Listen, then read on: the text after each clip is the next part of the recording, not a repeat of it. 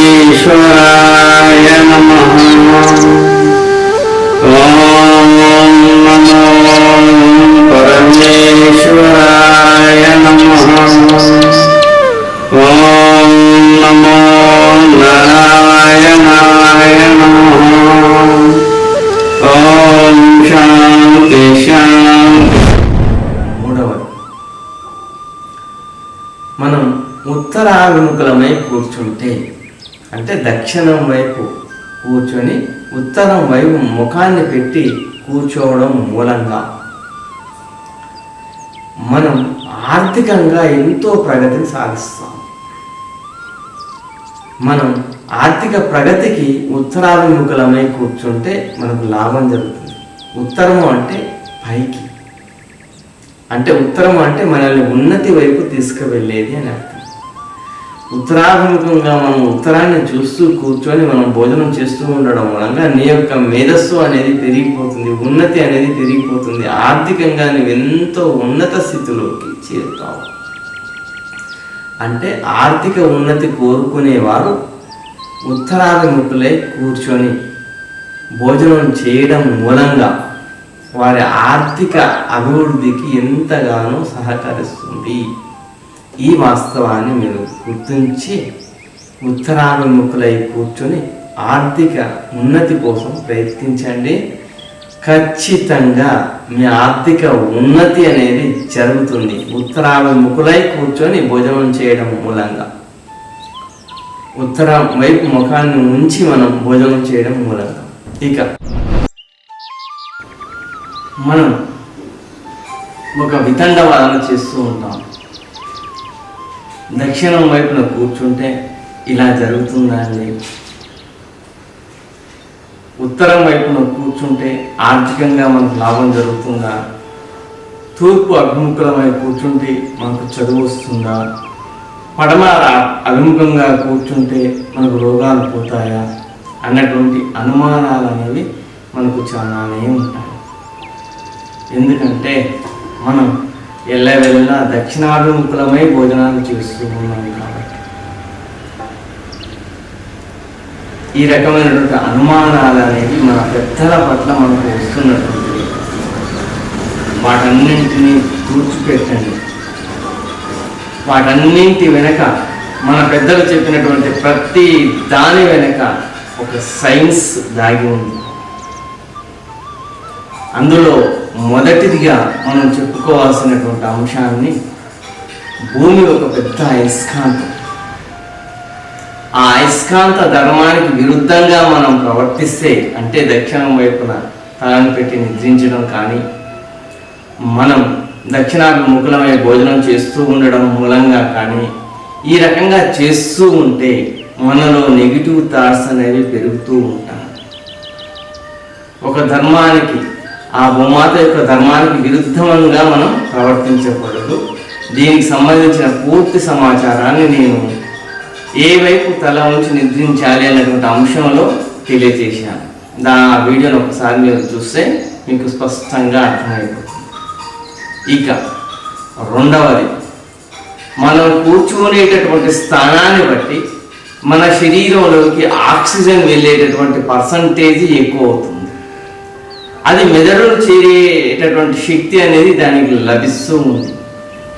రక్త ప్రసరణ వ్యవస్థ కానీ మనకు ఆక్సిజన్ అనేది మెదడుకు అందడానికి ఎక్కువ అవకాశాలు మనం కూర్చునే స్థానాన్ని బట్టి ఉంటాయి.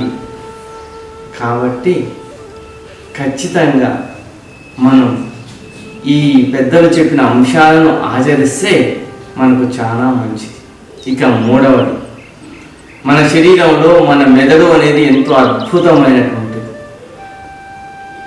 దానిలో కుడి మెదడు, ఎడమ మెదడు అని, కుడి మెదడు ఊహాత్మక శక్తికి మరియు ఎడమ మెదడు ఖచ్చితత్వానికి, అందులో అనేక రకమైనటువంటి తంతులు ఉంటాయి. మనం ఒక స్థానంలో కూర్చున్నప్పుడు అవి ఆ తంతుల యొక్క ప్రభావాన్ని చూపి మనం తూర్పు వైపు అభిముఖంగా కూర్చొని భోజనాన్ని చేస్తూ ఉన్నప్పుడు మనకు ఆ తంతువులు అనేవి పనిచేసి మనకు జ్ఞానతంతువులు ఎక్కువగా పనిచేసి మనకు జ్ఞానాన్ని అందిస్తాయి. అదేవిధంగా పడమర వైపు పనిచేసేటప్పుడు మన ఆరోగ్య శక్తిని పెంచేటటువంటి తంతువులు ఆరోగ్య శక్తిని పెంచుతాయి. అదేవిధంగా ఉత్తర వైపు అభిముఖంగా కూర్చొని మనం భోజనం చేసేటప్పుడు మన ఆర్థిక ఉన్నతికి ఏ రకంగా సహాయం చేయాలి అన్నటువంటి ఒక తంతువులు అనేవి మన మెదడులో ఉండి ఆ తంతువులు అధికంగా పనిచేసి నీకు శుభాన్ని చేకూరుస్తాయి. అదే నువ్వు దక్షిణాభిముఖుల వైపు కూర్చొని భోజనాన్ని చేస్తే మాత్రం నీలో నెగిటివ్ థాట్స్ అనేవి బాగా పెరిగి నీ మెదడు తంతువులన్నీ నెగిటివ్ వైపుగా ప్రయాణాన్ని సాగిస్తూ నిన్ను అధోపతలానికి తొక్కివేస్తాను. ఈ వాస్తవాన్ని గమనించండి. మన పెద్దలు ప్రతి దానిని ఊరికే చెప్పలేదు. ప్రతి దాని వెనుక సైన్స్ దాగి ఉంది. ఆ నగ్న సత్యం నీకు అర్థం కావడానికే వాళ్ళు ఈ రకంగా చెప్పారు.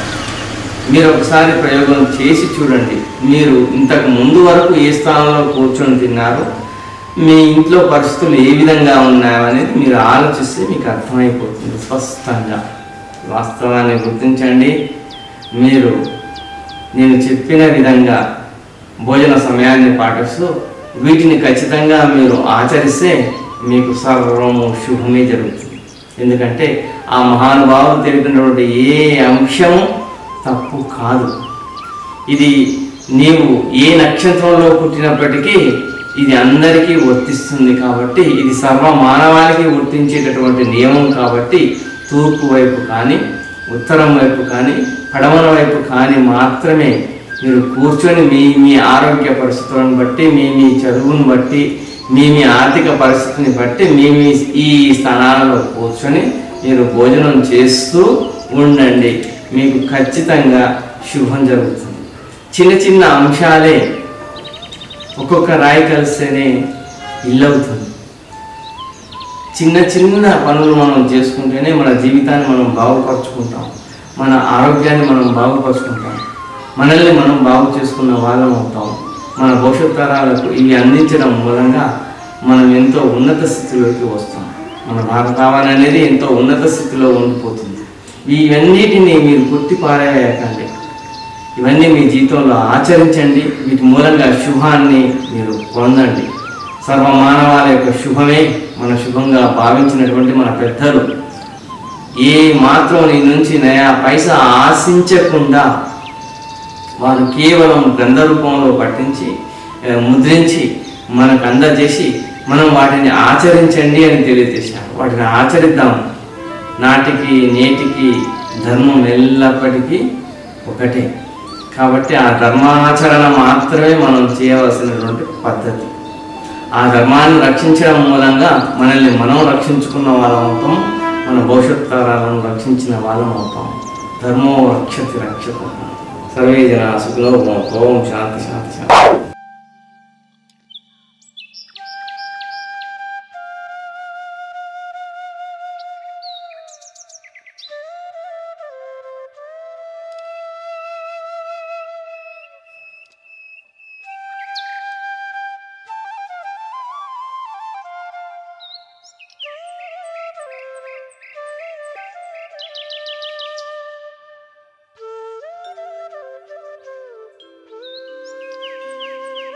Thank you.